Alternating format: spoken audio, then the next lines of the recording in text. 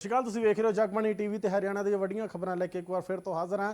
ਤਾਂ ਸੀਐਮ ਨਾਇਬ ਸੈਣੀ ਦੇ ਵੱਲੋਂ ਕੈਬਨਿਟ ਮੀਟਿੰਗ ਕੀਤੀ ਜਾਂਦੀ ਹੈ। ਮੀਟਿੰਗ 'ਚ ਕਈ ਵੱਡੇ ਫੈਸਲੇ ਲਏ ਜਾਂਦੇ ਨੇ। ਤਾਂ ਇਸ ਤੋਂ ਇਲਾਵਾ ਸੀਐਮ ਨਾਇਬ ਸੈਣੀ ਦੇ ਵੱਲੋਂ ਵਿਰੋਧੀਆਂ ਦੇ ਉੱਤੇ ਲੈ ਕੇ ਉਹਨਾਂ ਨੂੰ ਪਲਟਵਾਰ ਕੀਤਾ ਜਾਂਦਾ। ਉਹਨਾਂ ਦੇ ਜੋ ਬਿਆਨ ਹੁੰਦੇ ਨੇ ਉਹਨਾਂ ਨੂੰ ਲੈ ਕੇ ਬਿਆਨ ਦਿੱਤੇ ਜਾਂਦੇ ਨੇ। ਤਾਂ ਮਹਿਲਾ ਆਰਕਸ਼ਣ ਬਿੱਲ ਜਿਹੜਾ ਸਦਨ ਦੇ ਵਿੱਚ ਪਾਸ नहीं ਹੋਣ ਦਿੱਤਾ ਗਿਆ, ਉਸ ਨੂੰ ਲੈ ਕੇ ਵੀ ਵਿਰੋਧੀਆਂ ਦੇ ਉੱਤੇ सीएम नायब सैनी ਦੇ ਵੱਲੋਂ ਜਿਹੜੀ ਹੈ ਬਿਆਨਬਾਜ਼ੀ ਕੀਤੀ ਜਾਂਦੀ ਹੈ। ਉਹਨਾਂ ਨੇ ਕਿਹਾ ਕਿ ਵਿਰੋਧੀਆਂ ਨੇ ਨਾਰੀ ਸ਼ਕਤੀ ਨੂੰ ਦਬਾਇਆ ਹੈ ਤੇ ਇਸ ਤੋਂ ਇਲਾਵਾ ਜੋ ਉਹਨਾਂ ਵੱਲੋਂ ਬਿਆਨਬਾਜ਼ੀ ਕੀਤੀ ਗਈ ਹੈ ਉਹ ਨਹੀਂ ਚਾਹੁੰਦੇ ਕਿ ਦੇਸ਼ ਦੀਆਂ ਜੋ ਕੁੜੀਆਂ ਹਨ, ਬੇਟੀਆਂ ਹਨ, ਉਹ ਅੱਗੇ ਵਧ ਸਕਣ।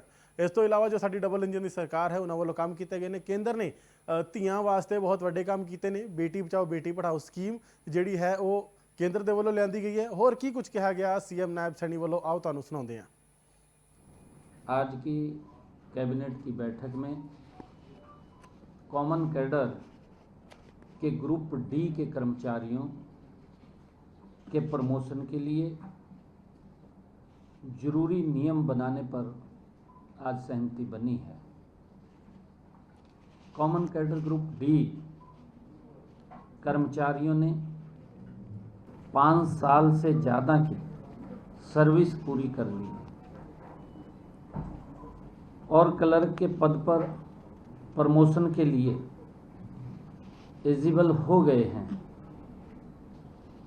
इसलिए आज हरियाणा क्लरिकल सर्विस बिल 2026 के मसौदे को आज मंजूरी दी गई है।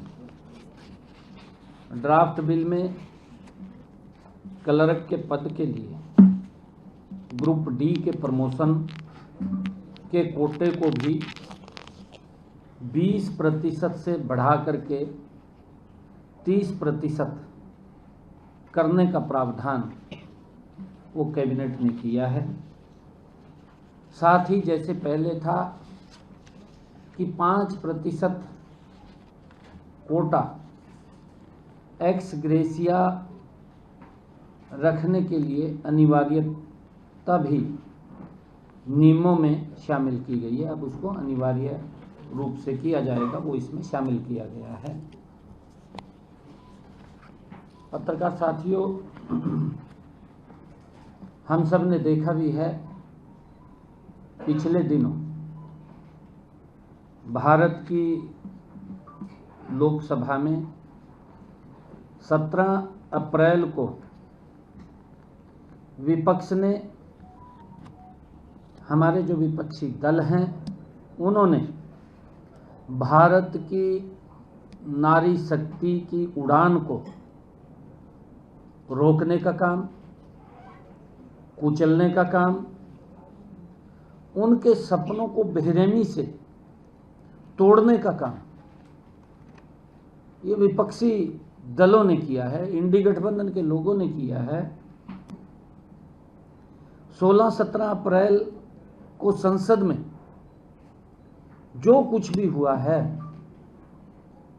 उसमें कांग्रेस पार्टी, उसमें तृणमूल कांग्रेस पार्टी टीएमसी, उसमें समाजवादी पार्टी, उसमें डीएमके जैसे विपक्षी दलों ने किस प्रकार से भारत की नारी का उपहास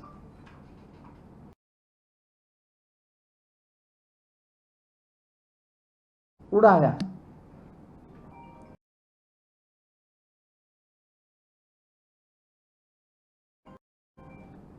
देश के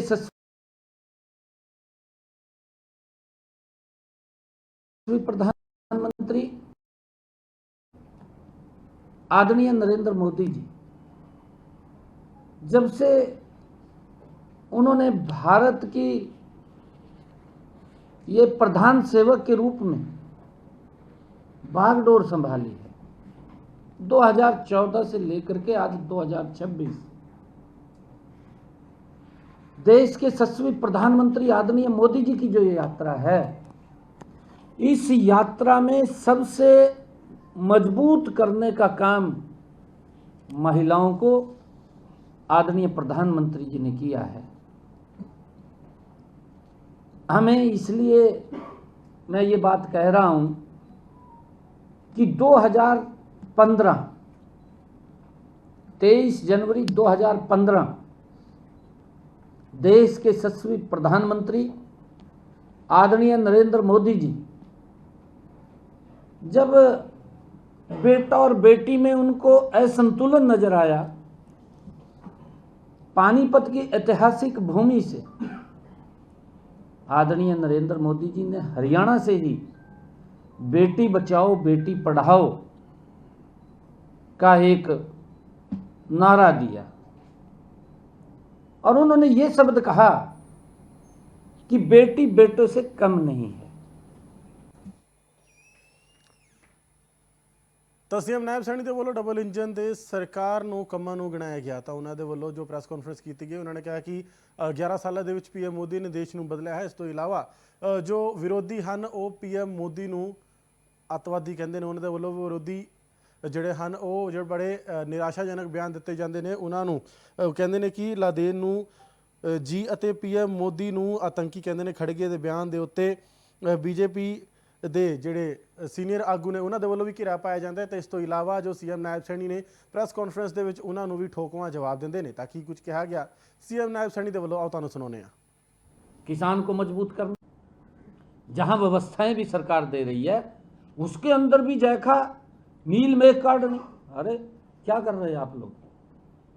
11 वर्षों में मोदी जी ने देश को बदला है।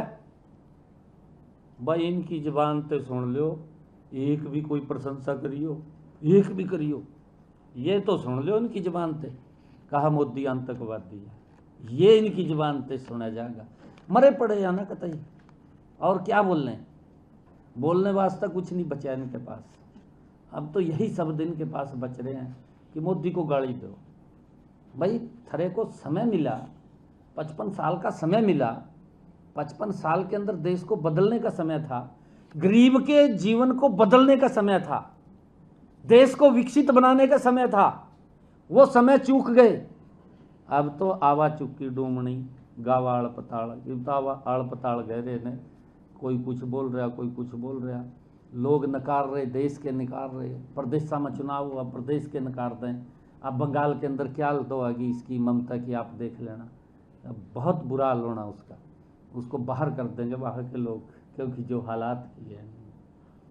थैंक यू आप सबका। ये इसमें अगर कोई नारी बंधन से जुड़ा या कैबिनेट मीटिंग से जुड़ा प्रश्न हो तो वो एक बार उठा सकते हैं, और दूसरा आदरेश करके बस, और दोबारा रिपीट ना करें कि क्वेश्चन दोबारा।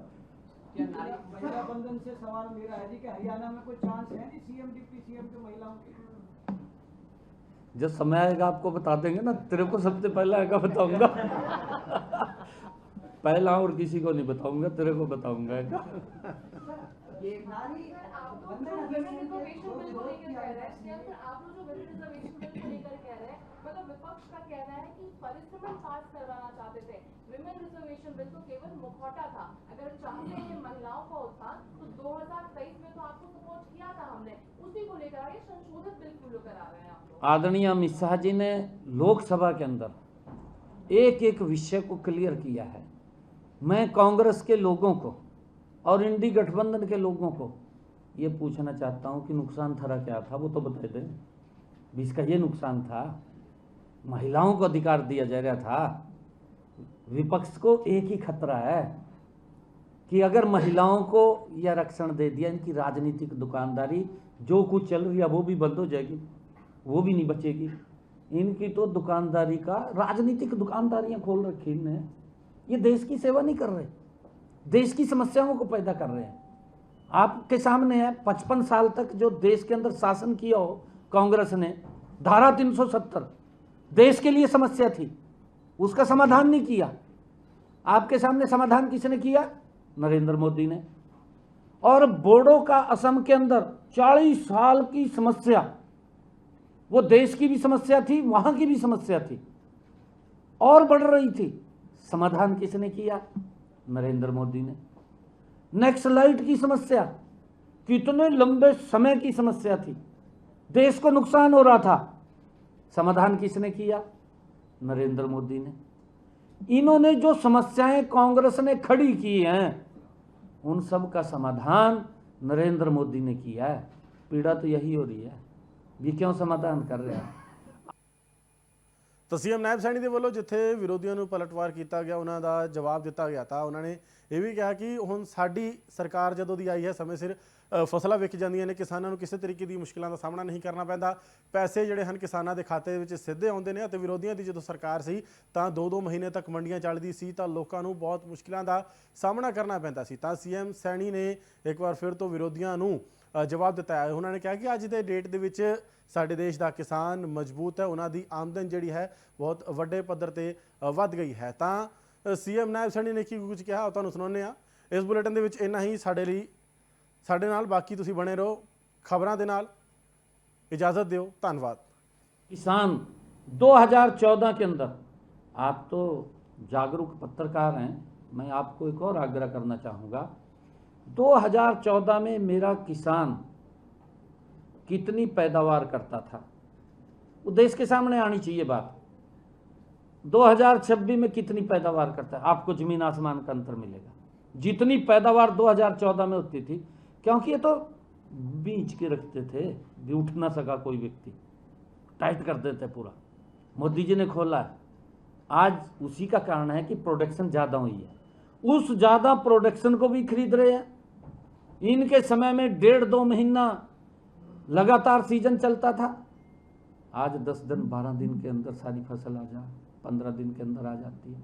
उसको भी सारी को फिर MSP पर खरीदने का काम मोदी जी करें। किसान को मजबूत करना, महिला को सशक्त करना। महिला की मैंने यात्रा बताई, किसान की यात्रा सुनेंगे तो किसान के लिए 11 वर्षों में कितने काम किए हैं, तो मैं लगभग 2-3 घंटे भी अगर बोल लूँ बिना रुके, जो जो काम मोदी जी ने किए हैं वो पूरे नहीं होंगे 2-3 घंटे में। इतने काम किए हैं मोदी जी ने। युवाओं को ये कह रहे हैं ना, मैं तो हरियाणा की बात कर रहा हूँ, मैं हरियाणा के अंदर विधानसभा के अंदर भी पिछले दिनों ये बिल लेकर के आए थे, उसके ऊपर भी मैंने चर्चा की थी।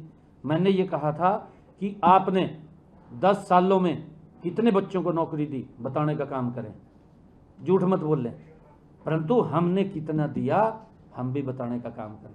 इनके समय में कैसे नौकरी मिलती थी, युवाओं का विश्वास उठ गया था, युवाओं के माँ बाप का विश्वास उठ गया था, परंतु हमने बिना पर्ची बिना खर्ची के हरियाणा के युवाओं को नौकरी देने का काम किया।